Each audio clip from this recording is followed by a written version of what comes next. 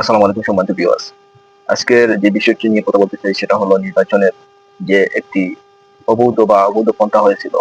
এই নির্বাচনকে যে ম্যানুফ্যাকচারিং বা ইঞ্জিনিয়ারিং করা হয়েছিল সেটার একটা অন্যতম জ্বলন্ত উদাহরণ দিয়েছেন এই সৈয়দা রেজওয়ানা চৌধুরী, যিনি এই বিপ্লবী সরকারের একজন উপদেষ্টা ছিলেন।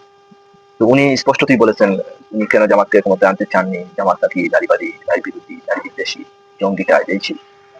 জঙ্গি সম্পর্কে আমি একদিন এটা আমার ডিটেইলস কিছু কথা বলবো। আপনি শুধু এই কথাটা বলবো। বিএনপি তার গ্রহণযোগ্যতা এবং তার যে নির্বাচনের একটি সফট ক্ষমতার একটি শক্তি সেটা অনেকটা হারিয়ে ফেলছে। তার প্রধানত কারণ হলো আমরা দেখেছি আসার সাথে সাথে যে বাংলাদেশের ব্যাংকের গভর্নরকে কিভাবে অপমান করে কোনো আইনের তোয়াক্কা না করে। বাংলাদেশের আইনকে আসলে শুধু আইন গরিবের জন্য দেশের আইন।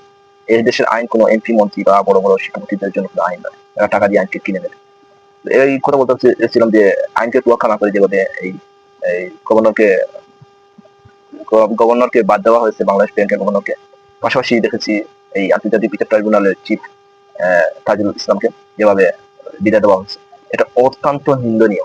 এর সাথে সাথে আমরা দেখেছি সামনে অনেক এগুলো অনেক বিতর্কিত বিষয় সামনে আনার চেষ্টা হচ্ছে। সেটা হলো নাকি জুলাই সনদ হাবুটকে তারা বাতিল করবে। কেন বাতিল করবে? যে জায়গায় নির্বাচন বাতিল হয় না, এই জায়গায় হাবুট কেন বাতিল হবে? এটা সবচেয়ে বড় একটি বিতর্ক। এছাড়াও আমরা দেখেছি এই চাঁদাবাজি নিয়ে বিএনপির যে বিতর্কিত বিষয়।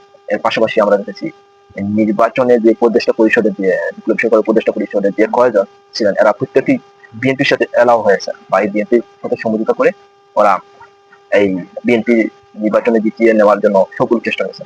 সেটা আমরা দেখেছি, আগে বলেছি, এখন বলছি যে তার বিএনপি তার নৈতিকতা হারিয়ে ফেলেছে।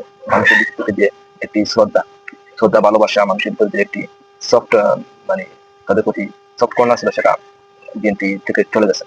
তার কারণ আমরা দেখেছি ইতিপূর্বে অনেক কিছুতে ওদের চাঁদাবাজি, ওদের দর্শন,